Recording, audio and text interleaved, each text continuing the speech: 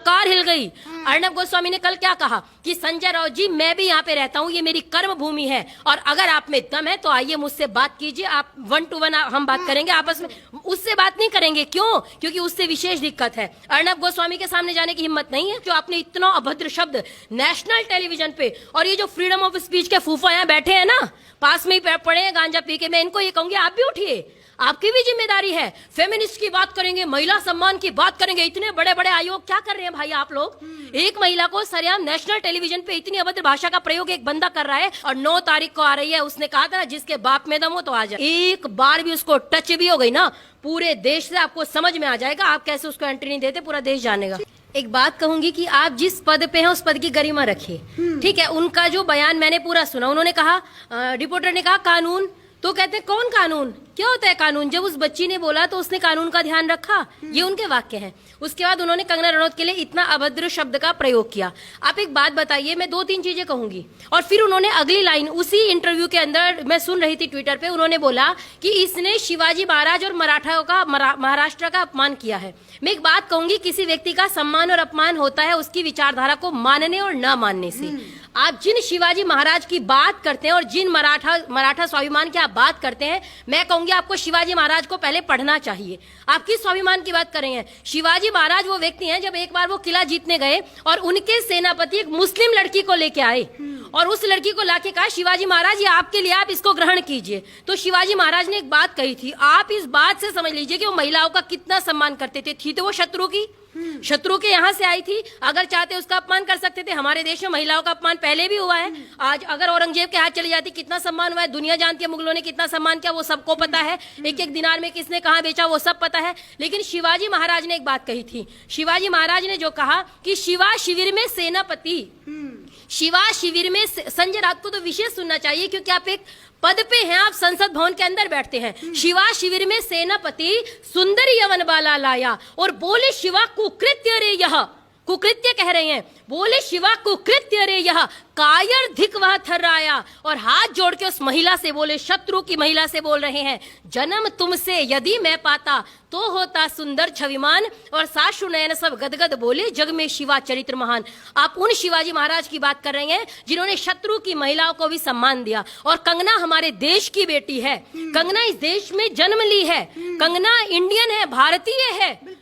वो कहीं पाकिस्तान से नहीं आई है, कहीं ईरान अफगानिस्तान से नहीं आई कि आप उसका अपमान करोगे। उसका भी अपमान क्यों करना?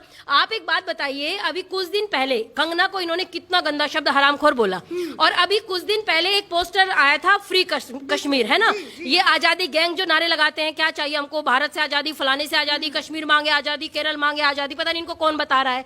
तो इन्होंने पोस्टर लगाया।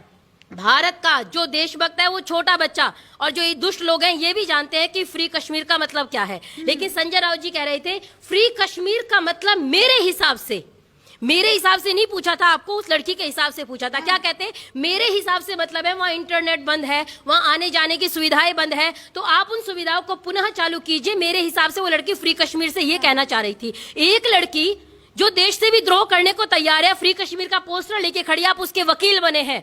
और कंगना रनौत ने एक शब्द देश के खिलाफ नहीं बोला, एक शब्द महाराष्ट्र के खिलाफ नहीं बोला। लड़ाई महाराष्ट्र और कंगना की नहीं थी, वो वहां पे रहती है। कल उसने कहा जय महाराष्ट्र जय मुंबई, उसने बोला है जय हिंद, वो भारत से भी प्यार करती है। और उसने कहा कि मैंने झांसी की रानी के लिए मूवी बनाई, मैंने शिवाजी महाराज के लिए बनाई। आपने क्या किया?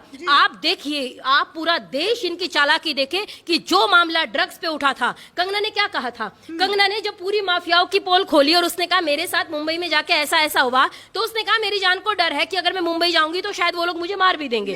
ठीक कहा। अगर आप बताइए ना, वो इतनी पोल खोल रही है, उसने नेशनल टेलीविजन पे आने के बाद सब लोगों ने कमेंट्स किए कि कहीं ना कहीं कंगना को कोई मार ना दे, इसको तो खतरा हो गया जान का। अकेली बंदी पूरे माफियाओं से लड़ रही है, पूरे ड्रग वालों। आप सोचिए ना वो क्या क्या पोल खोल रही है, तो क्या उसको खतरा नहीं है? उसने कहा मुझे डर है, मैं चली जाऊं तो अब तक मेरे को मार ना दे। पालघर में 2 संतों की हत्या कर दी जाती है। संजय राउत जी, आपको सुरक्षा देनी थी, आप वहां पे बात नहीं करते, आप यहाँ पे बात कर रहे हैं।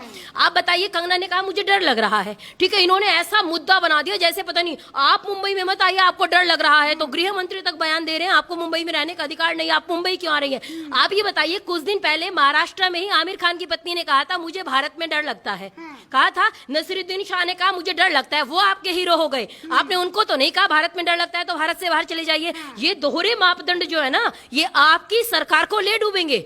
ये दोहरे, एक के लिए तो आप फ्री कश्मीर तक को आप डिफेंड कर रहे हैं, बिल्कुल ठीक कहा। एक बंदी बिल्कुल ठीक बोली है, उसको नहीं कर पा रहे। आप ये देखिए जो अभद्र शब्द प्रयोग किए, मैं उसके मैं ये कहूंगी जो आपने इतना अभद्र शब्द नेशनल टेलीविजन पे, और ये जो फ्रीडम ऑफ स्पीच के फूफा यहाँ बैठे हैं ना, पास में ही पड़े हैं गांजा पी के, मैं इनको ये कहूंगी आप भी उठिए, आपकी भी जिम्मेदारी है। फेमिनिस्ट की बात करेंगे, महिला सम्मान की बात करेंगे, इतने बड़े बड़े आयोग क्या कर रहे हैं भाई आप लोग? एक महिला को सरेआम नेशनल टेलीविजन पे इतनी अभद्र भाषा का प्रयोग एक बंदा कर रहा है, और वो बंदा जो सड़क छाप गुंडे जैसी भाषा का प्रयोग कर रहे हैं, वो बंदे संसद भवन के अंदर बैठ करके एक राज्य का प्रतिनिधित्व करते हैं। इससे बड़ा देश का दुर्भाग्य क्या होगा, ये विचार करने की आवश्यकता है। और मैं कहूंगी प्रत्येक व्यक्ति जागरूक हो। और क्या कह रहे हैं कि अगर आएगी तो उसको छोड़ेंगे नहीं, क्यों भाई? ये गुंडा राज है, किसका राज आ गया? ये देश हमारा सबका है, पूरा देश हमारे देश का हिस्सा है। जहां हमारा मन करेगा वहां जाएंगे, और सरकार की जिम्मेदारी है सुरक्षा मुहैया कराई। और 9 तारीख को आ रही है, उसने कहा था ना जिसके बाप में दम हो तो आ जाए। बाप से मुझे याद आया, बाप पे भी सवाल खड़ा कर दिया, कहा कि अब बाप को लगता है मुंबई बुलाना पड़ेगा और सबक सिखाना पड़ेगा। तो जिस तरीके से सुशांत सिंह राजपूत को मार दिया गया, अब तो मैं यही कहूंगी मार दिया गया, तो क्या उस तरीके से कंगना रनौत के साथ भी ये लोग यही करेंगे? मतलब परिवार पे ये लोग धमकी दे रहे हैं। मैं एक बात कहूंगी कि आप कंगना रनौत से तो बार बार सभ्यता से बोल बड़ी मतलब उसको भाषा की मर्यादा सभी लोग सिखा रहे हैं। कई पार्टियां जिनको उसके पक्ष में बोलना चाहिए था वो भी आजकल भाषा की मर्यादा सिखा रही हैं। तो मैं एक बात कहूंगी, जब जब दुनिया की कोई ताकत शब्दों ने ललकारी है, मनवीर मधुर जी ने बहुत अच्छा कहा कि जब जब दुनिया की कोई ताकत शब्दों ने ललकारी है, और अक्षर अक्षर लगता अपने आप में तेज कटारी है, और आप अशिष्ट रहे खुलकर, आप अशिष्ट बोले खुलकर, हम शिष्ट रहे ये आशा क्यों? भाषा की मर्यादा रखना सबकी जिम्मेदारी है, भाषा की मर्यादा रखना सबकी जिम्मेदारी है। कंगना आपसे सभ्यता से पेश आए, और क्यों मार दिया जाएगा? नहीं भाई, आप एक बात बताओ, एक इतनी बड़ी सुपरस्टार, और आज में नेशनल कोई कांग्रेस का करके कोई पार्टी है, शायद सेवा दल या पता नहीं कौन था, उन्होंने ट्वीट किया है बाकायदा कि C ग्रेड की एक्टर है। क्यों भाई? आपके लिए एक ही एक्टर है क्या जो लेकर के आए हो विदेश से, और सब आपके लिए C ग्रेड के एक्टर हो जाते हैं? मैं ये कहूंगी अगर एक्टर की बात खुलेगी कौन C ग्रेड का A ग्रेड का, तो कांच के घर जिनके होते हैं ना, वो दूसरों के घर पे पत्थर नहीं फेंकते, इसको याद रखिएगा। और आप एक बात बताइए, C ग्रेड की एक्टर है, अकेली बंदी, जिस देश में, जिन आप मूवी को खोल करके देखिए, जो भी मूवी आएगी उसमें जो साधु होगा वो सबसे बेईमान होगा, है ना? जो हिंदू का साधु है वो सबसे बेईमान है, और जो और लोग हैं वो बिल्कुल सभ्य हैं। जिस देश में ये प्रचलन चल गया हो, उस देश में अगर एक बेटी झांसी की रानी पे मूवी बनाती है, मणिकर्णिका बनाती है, आप उसका साथ देने से तो गए, और आप उसको धमकाने की कोशिश करते हैं। जो ड्रग माफियाओं की पोल खोल रही है, आप उसको धमकाने की कोशिश करते हैं। क्या कहते हैं आप? कई लोग कह रहे थे कि आपको तो मुंबई ने शोहरत दी है। अच्छा एक बात बताओ, मुंबई में तो तुम भी रह रहे हो, मुंबई से यहाँ से किसी को भी भेज दिया जाए, वो जाकर के सड़क पे बैठ जाए, 15-20 दिन बाद क्या उसको शोहरत मिल जाएगी? उसने अपनी खून पसीने की कमाई की है, और मेहनत की है, पुरुषार्थ किया है, अपने बल से जो मिला है। कृतम में दक्षिण हस्ते जयो में सव्यायिता, वेद के अनुसार परिश्रम किया है, उसके बाद उसको विजय हासिल हुई है। ऐसे नहीं मिल गई आप C ग्रेड A ग्रेड। आप क्या है जो आप दूसरों पे C ग्रेड की बोल के कमेंट कर रहे हो? स्वरा भास्कर आपके लिए A ग्रेड है, तापसी तन्नू A ग्रेड है, सोनम कपूर A ग्रेड, मतलब जितने भी अपने बाप के कारण आज वहां पे हैं, जिस भाई भतीजावाद की हम राजनीति में कहते हैं, जितने भाई भतीजावाद के कारण है वो सब ठीक है, लेकिन एक बंदी जो अपनी मेहनत से है वो आपको बुरी लगती है। क्यों? क्योंकि वो आपके क्षेत्र में, आपके मापदंड में फिट नहीं आती। क्यों? क्योंकि वो आप जैसा चाहते हैं वो आपके जैसी नहीं बन पा रही है, क्योंकि वो सत्य के लिए आवाज उठाती है। उसने कभी भी, आप देखिए इन्होंने, मैं सबसे कहूंगी, बहुत सारे महाराष्ट्र के लोग हमारे साथ जुड़े, पूरा देश, आप बताइए ना, ये क्या राज्य, क्या भारत नहीं है? संविधान सबको लिए लागू नहीं होगा? वो जहां जाए उसका अधिकार है, भारत की नागरिक है। आप उसने बोला कि पीओके, उसने बहुत अच्छा शब्द, उसने बुरा नहीं बोला, इन्होंने कहा पीओके बोला है, पीओके से तो भाई पीओके हमारा हिस्सा है, पीओके भी हमारा है, मुंबई भी हमारा है, लेकिन जैसे पीओके में कुछ अशिष्ट लोग शासन कर रहे हैं, वैसे मुंबई में भी कुछ अशिष्ट लोग आ गए। उसका कहना मात्र ये था, शब्दों को भटकाइए मत। आप कह रहे हैं जी फलाने का अपमान कर दिया, उसने किसी का अपमान नहीं किया है। आप अगर राजनीतिक रोटी सेकनी है, आप और भी मुद्दे ला सकते थे। एक बेटी का अपमान करके आप बताइए, क्या यही शिवाजी महाराज को आप मान रहे हैं? आप उसको इतना भद्र बोल रहे हैं, और 9 तारीख को आ रही है, अगर एक बार भी उसको टच भी हो गई ना, पूरे देश से आपको समझ में आ जाएगा आप कैसे उसको एंट्री नहीं देते, पूरा देश जानेगा। ठीक है, बहुत लोग मतलब ये भी कह रहे हैं, शिवसेना में से कई नेता भी ये भी कह रहे हैं उनका तो करियर बर्बाद हो गया, कोई जो होगा वो उनको फिल्में नहीं देगा। क्या कहिएगा इसके एक बात कहूंगी, देखो भाई, मूवी बनाने के लिए वो खुद बैठी है, वो खुद ही डायरेक्ट करती है, उसको कोई दिक्कत नहीं, और हिट कराने के लिए देश बैठा है, तो तुम काहे समस्या कर रहे हो, तुम काहे दिक्कत ले रहे हो, वो है ना। आप चिंता क्यों कर रहे हैं, आप अपना देखिए। आप एक लड़की के लिए इतना अभद्र शब्द क्यों, क्या पूरी सरकार एक बंदी ने हिला दी। एक लड़की की ताकत देखिए, जो हम सुनते हैं ना लक्ष्मीबाई की, उनकी गाथा छोड़ चले हम झांसी के मैदानों में, जहां खड़ी थी लक्ष्मीबाई मर्द बनी मर्दानों में। मतलब एक महिला, एक ने तो अंग्रेजों को चने चबवा दिए। अब तुलना समझ में नहीं आएगी, क्योंकि अभी लक्षण व्यंजना पढ़ी नहीं है, शब्द शक्ति पढ़ी नहीं, तो समझ में तो आएगा नहीं। अब इसी को जोड़ लेंगे, और एक बंदी से पूरी सरकार हिल गई। अर्णब गोस्वामी ने कल क्या कहा कि संजय राउत जी, मैं भी यहाँ पे रहता हूँ, ये मेरी कर्म भूमि है, और अगर आप में दम है तो आइए मुझसे बात कीजिए, आप 1 to 1 हम बात करेंगे आपस में।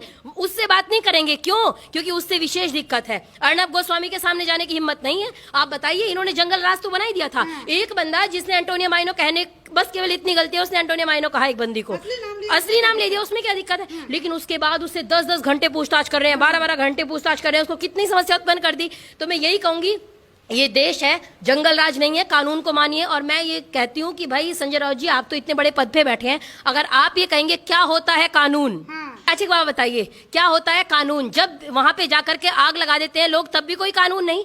जो बेंगलोर में आग लगाए थे वो भी ये कह रहे थे क्या होता है कानून, ठीक है। जो स्वीडन को फूंक दिए वो भी जानते हैं क्या होता है कानून। और अगर कल को जो आग आप लगा रहे हैं, कल को वो आपके आसपास आएगी, तो भी आपको समझ में आएगा क्या होता है कानून। और कानून क्या होता है, ये उनसे पूछिए जो माँ बेटे आजकल जमानत पे बाहर घूम रहे हैं, उनको वो बताएंगे आपको कानून क्या होता है। मतलब आप ये बताइए, एक हमारे देश का दुर्भाग्य है ये, ऐसा व्यक्ति जो ये कहता है क्या होता है कानून। आप अपनी बात रखने के और भी तरीके हो सकते हैं, आप प्रेम से रख सकते थे आप। और उसने कहा कि किसी के जिस बात से तिल मिलाए हैं, उसने कहा किसी के बाप की है क्या मुंबई, यही कहा ना। इस बात को लेकर के इनको सबको आग लग गई। आपको दिक्कत क्या है? उसने कहा किसके बाप की है क्या मुंबई, यही तो कहा। या वो लड़की है, इससे दिक्कत है? आप दोनों में क्लियर कीजिए। क्यों? क्योंकि एक बंदा जो अभी कुछ दिन पहले निकल गए हैं, चले गए हैं, वो बंदे कहते थे किसी सभी का खून है शामिल यहाँ की मिट्टी में, किसी के बाप का हिंदुस्तान थोड़े। ये बड़ी तालियां बजाते थे आप लोग, पूरा देश तालियां बजाता था, बहुत अच्छा बोल रहे हैं किसी। और उसने कहा किसी के बाप का मुंबई थोड़े। ये बात क्या अंतर हो गया? क्या अंतर हो गया? क्या विशेष मजहब के कारण उनको छोड़ दिया गया और एक इस अकेली बंदी को टारगेट किया जा रहा है? मतलब मुझे समझ में नहीं आ रहा। एक बंदी, आपको कहना चाहिए था नहीं कंगना, आप आइए, आपको सुरक्षा मुहैया कराना हमारा काम है, आपको कोई आंच नहीं आएगी, आप हमारी बेटी जैसी हैं, आपको क्या समस्या होगी, आप आइए। देखिए, संविधान में सबको अधिकार है अपनी बात रखने का। इस देश में देश को गाली देने के लिए अधिकार है। इस देश में आप मोदी जी के लिए इतने अभद्र कार्टून, मेरी यूनिवर्सिटी में आप कभी भी जाइए, और जब ये आंदोलन कर रहे होंगे लेफ्ट वाले, आप बैनर जो पढ़ेंगे, आप उनको पढ़ नहीं सकते, इतनी अभद्र भाषा का प्रयोग करते हैं। योगी आदित्यनाथ जी के लिए इतनी अभद्र भाषा का प्रयोग करते हैं, आप पढ़ नहीं सकते, उनके लिए कोई कानून नहीं है। लेकिन अगर कंगना ने एक बात कह दी और उनको कोई कुछ नहीं कहता, क्यों भाई? उनको अभिव्यक्ति की स्वतंत्रता उनको भी है, हमारे देश में तो देश को गाली देने की भी है। तो अगर कोई बंदी ने एक बात कही, तो आपको भी कहना चाहिए था कि संविधान उसको भी अधिकार देता है अभिव्यक्ति की स्वतंत्रता का, वो भी बोल सकती है, और उसको सुरक्षा मुहैया कराना हमारी जिम्मेदारी है। तो मैं यही कहूंगी कि आप जो कर रहे हैं ना, वो सरकार, दरअसल मुख्य समस्या देश समझ नहीं रहा है। मुख्य समस्या ये है कि ये गठबंधन सांप नेवले का हो गया। दोनों में विचारधारा बिल्कुल धरती आसमान का अंतर है। कहां तो शिवसेना की विचारधारा और कहां कांग्रेस की विचारधारा। तो आजकल दफ्तर से फोन जाता है, जो इधर से आदेश होता है उसी को मानना पड़ता है। और संजय राउत जी आने वाले समय में कांग्रेस के जैसे मणिशंकर अय्यर है, ये आने वाले समय में शिवसेना के मणिशंकर अय्यर साबित होंगे। जैसे कांग्रेस को इन्होंने डुबा दिया, वैसे डुबाने वाले शिवसेना को आप देख लीजिएगा, अगर समय रहते नहीं सुधरे तो।